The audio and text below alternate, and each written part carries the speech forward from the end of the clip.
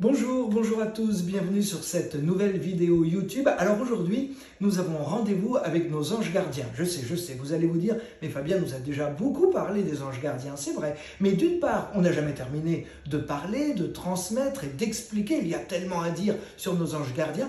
Et d'autre part, aujourd'hui, je vous réserve quelques petites nouveautés dans cette vidéo. Notamment, je vous parlerai de guides, c'est-à-dire d'anges gardiens très particuliers avec leur nom, que vous pourrez appeler ou à qui vous pourrez parler pour telle ou telle chose de la vie de tous les jours. Alors j'ai fait mes petites notes quand même, parce que évidemment je les connais, mes anges gardiens, je les connais tous, mais ils sont 72 au nombre. Alors je ne peux pas me rappeler quand même de tous les noms de tous les anges gardiens. D'ailleurs, est-ce que nos anges gardiens ont un nom? Oui. Alors, disons-le tout de suite, c'est un nom terrestre, c'est-à-dire que les hommes ont décidé un jour d'appeler notre ange gardien avec un nom très particulier. Mais dans la réalité, nos anges gardiens s'amusent. Je dirais même qu'on les fait rire. Parce que si un jour vous avez envie de parler à votre ange gardien et que subitement vous ne vous souvenez plus du nom de votre guide ou de votre ange que vous avez trouvé un jour sur Internet ou peut-être dans une consultation de médiumnité, ce n'est pas grave, ne paniquez pas. Il vous suffit de dire « Allô, mon ami, j'ai besoin de toi, SOS » et tout de suite, votre guide, votre ange gardien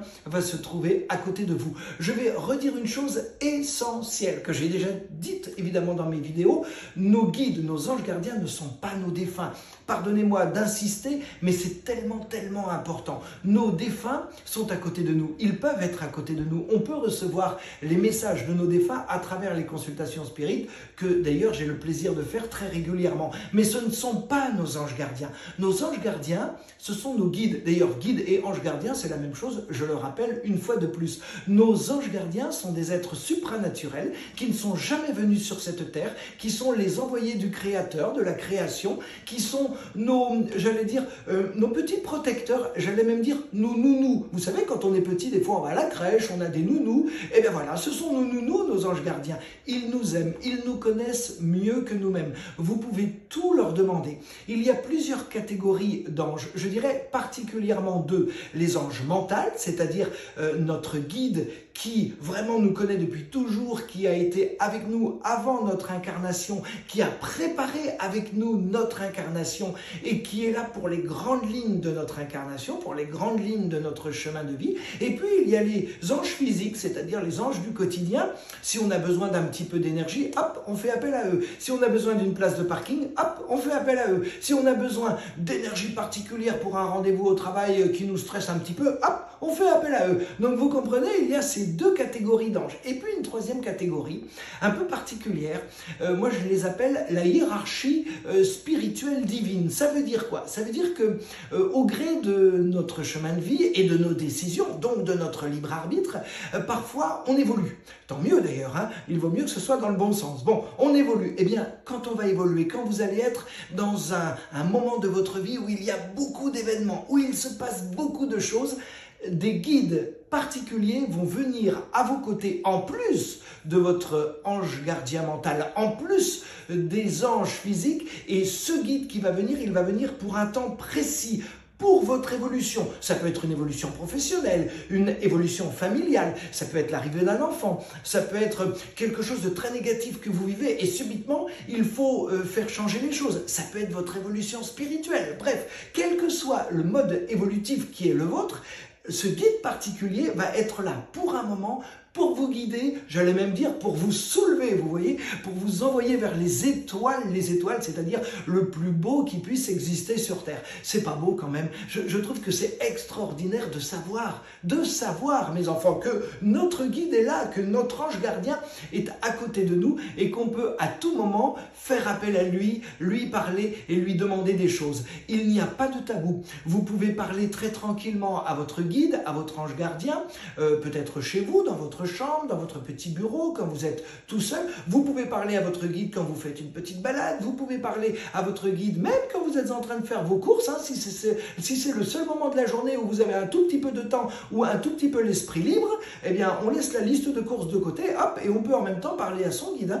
Pourquoi pas? Pourquoi je vous dis cela? Parce qu'il n'y a pas de dogme. Vous n'êtes pas obligé d'avoir une bougie ou un peu d'encens à côté de vous pour parler à votre guide. Vous n'êtes pas obligé d'implorer tous les dieux qui existent pour parler à votre guide. guide. Vous n'êtes pas obligé de vous mettre sur un tapis de sol ou même à genoux sur le sol. Vous pouvez être comme vous avez envie d'être. Le naturel, la spontanéité, c'est ça qui est vraiment important. Voilà, je voulais vous redire ces petites choses parce que ça me semble assez intéressant. Allez, je vais vous parler de certains de nos guides parce que je les trouve vraiment particuliers et intéressants. Parmi les anges gardiens du mental, je voudrais quand même vous parler de Yeliel. Alors, je vais vous l'épeler quand même, hein. Y-E-L-I-E-L. Qui est ce guide ? Qui est cet ange si particulier? Même si ce n'est pas votre ange gardien, vous pouvez lui demander de l'aide, particulièrement dans le domaine financier. Si vous avez un souci financier, si vous avez une demande particulière, tiens, si vous avez besoin de faire un prêt pour une acquisition, par exemple, pourquoi pas, ça arrive dans la vie, vous pouvez lui demander de l'aide. Comment est-ce qu'on demande de l'aide? Très simplement.